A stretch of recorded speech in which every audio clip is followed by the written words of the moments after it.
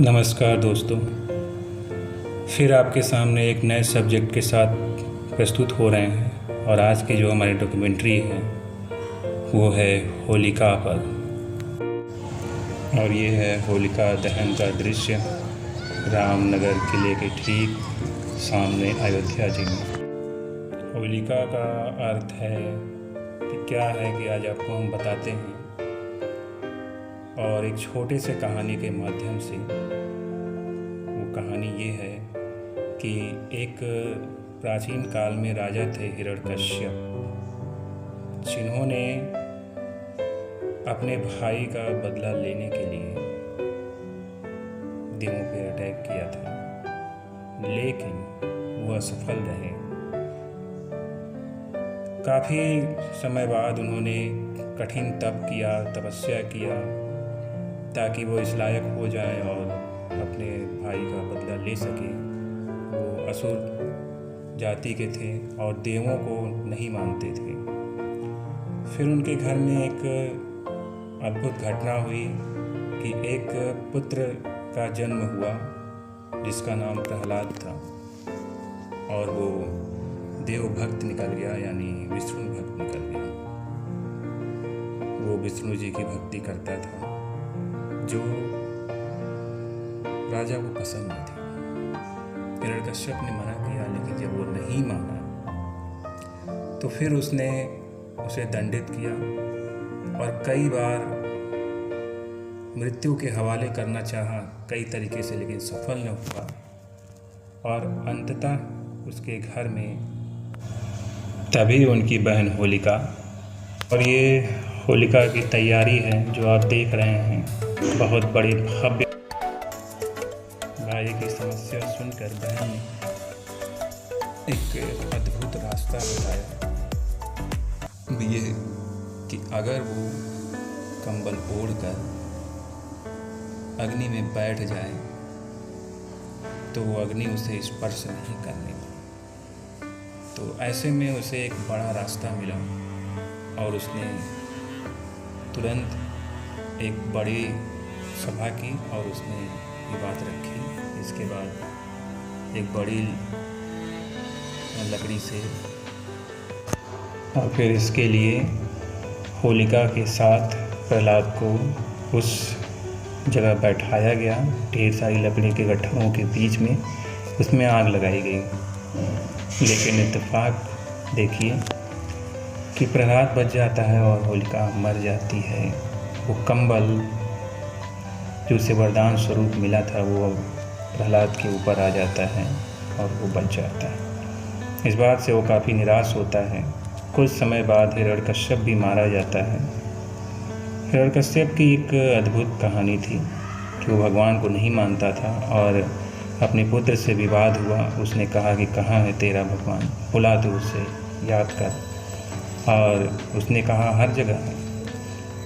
तो जैसे ही उसने विष्णु का नाम लिया, वो एक खंबे से प्रकट हुए नरसिंह के अवतार में और उसे मार दिया।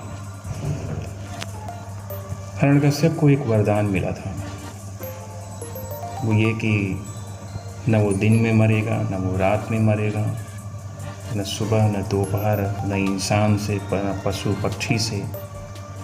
लेकिन एक मिस्टेक हुआ था जिस कारण से हिरण्यकश्यप को आसानी से मारा गया नरसिंह के अवतार में, और इसके बाद उसकी मृत्यु हुई। तो हम ये भी कह सकते हैं कि सत्य की विजय बुराई पर।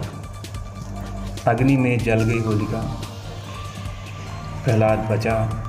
ये बहुत बड़ा प्रमाण है हम सबके लिए कि बुराई का अंत ऐसे ही होता है, और हम सभी को बहुत ध्यान देना चाहिए।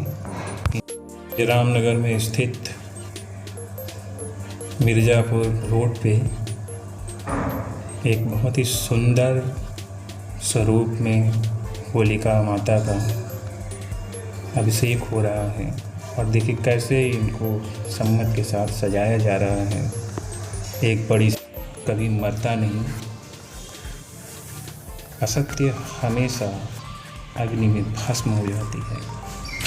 और सत्य को जीतना ही होता है। ये एक अटल सत्य है जो आप देख रहे हैं। ऐसा भी माना जाता है कि होलिका का भस्म हम सभी के लिए बहुत ही कीमती है, और इस भस्म का अगर हम इस्तेमाल अपने घरों में करते हैं, उसको रखते हैं, तो भूत प्रेत पिशाच हमारे घरों में नहीं आते हैं और हमारे काम में, हमारे कार्य में प्रगति होता है, नए चमत्कार सामने आते हैं। और इसके बारे में हमें पता चला तो लगा कि आपको बताना चाहिए, इसलिए हमने आपको बताया। आप सभी अपने घरों में इस राख को रखें और आप सभी की जो भी बुराइयां हों, जो बददुआएं हैं, दूर हों। आप सभी के जीवन में एक नई चमत्कारिक योग बने, आप सभी तरक्की करें, विकास करें और रंगों को समझ सकें कि रंगों का अर्थ क्या है, होली का मतलब क्या होता है। आपने देखा कि ऐसे ही होलिका भस्म हो गई थी जलकर। ये है बनारस की होली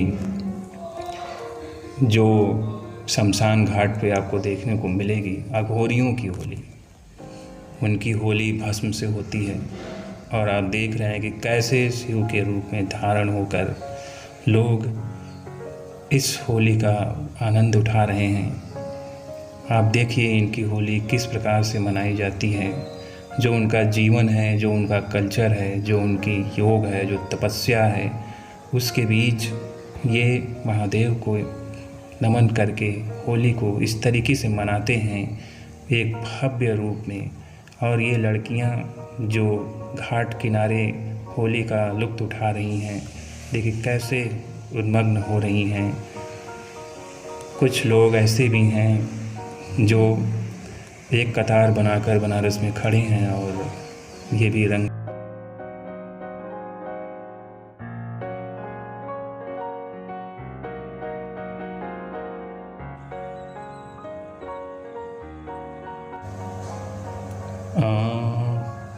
कलर का जो महत्व है सुबह में, वो बड़ा ही।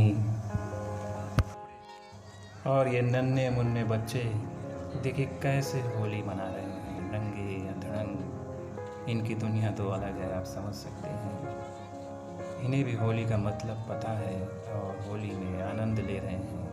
किसी पे रंग डाल रहे हैं, कोई खड़ा है देख रहा है, कोई किसी से बात कर रहा है।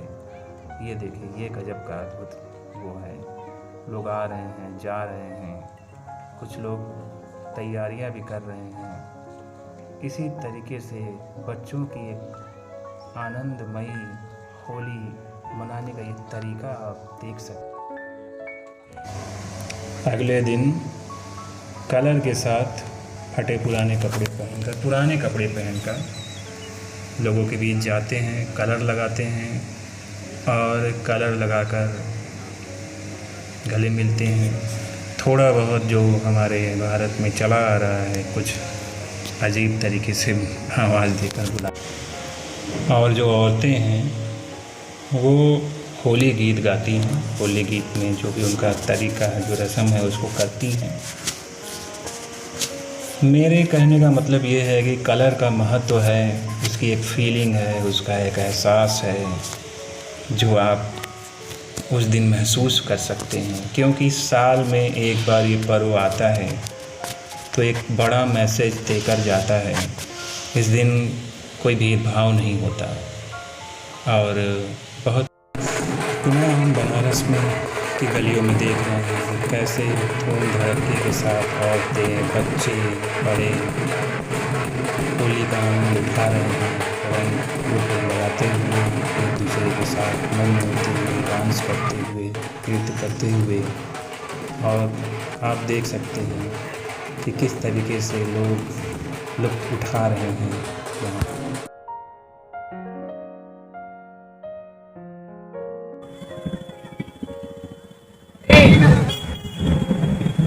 आज पर्व होली पूरे हिंदुस्तान में मनाया जा रहा है। सुबह रंगों की होली थी, इस वक्त अबीर की होली। वो तो जीत गया, सकुशल जीत गया, शांति से जीत गया, बहुत कुछ। वो जो समय आज का रात का है, शाम का है, ये अबीर के जरिए गले मिला जा रहा है। मैं सिर्फ इतना कहना चाहूंगा कि गले तो मिले, जिस्मों से दिल का भी मिलान हो जाए, तो इसकी पराकाष्ठा हो जाएगी और इसका मकसद पूरा हो जाएगा। ऐसा ना हो कि हम गले मिले और दिल हमारे पेवस्त ना हो एक दूसरे से। अगर दिल से गले मिल जाएंगे तो साल भर ये मिठास हमारी जिंदगी में बाकी रहेगी। अमन बेहतरीन हो जाएगा। तो देश के बहुत सारी बहुत और उसके बाद रंग के समय के बाद अबीर के टाइम शाम में लोग एक दूसरे को अबीर लगाते हैं, पाँव छूते हैं, गले मिलते हैं अपने उम्र के हिसाब से और होली का पार्टिसिपेट करते हैं। कुल मिला जुला कर एक बात ये भी कहनी है कि होली ऐसा पर्व है जिसे अगर सादगी के साथ मनाया जाए तो बड़े ही उल्लास के साथ इसमें लोग आ सकते हैं, मना सकते हैं। इनमें कुछ चीज़ें हैं जिनको हटाना होगा, जैसे शराब, फटा कपड़ों का फाड़ना और गाली गलौज। अगर ये 3 चीज़ हटा दिया जाए तो हमारी होली महा होली बन जाएगी और इसमें हर धर्म के लोग, हिंदू, मुस्लिम, सिख, ईसाई सभी इन्वॉल्व होंगे। तो इस पर ध्यान देना ज़रूरी है। कुछ लोगों ने हमसे कहा था कि ये 3 चीज़, पहला नशा, दूसरा कपड़ों का फाड़ना और तीसरा गाली गलौज, इन चीज़ों पे ध्यान दीजिए। और हमें लगा इसलिए हमने आपको बता दिया, ये बहुत अहम है। साथ ही हम सब मिलकर रहें, हम सभी का जीवन सुखमय हो, आनंदमय हो। रंगों का जो असल अर्थ है हम लोगों के जीवन में समझ आए, ये ज़रूरी है। और इन सब के साथ आज मुस्लिम धर्म का पर्व था बरावफात, जिसके बारे में हम उनको भी धन्यवाद देते हैं क्योंकि वो भी हमसे अलग नहीं हैं। धन्यवाद।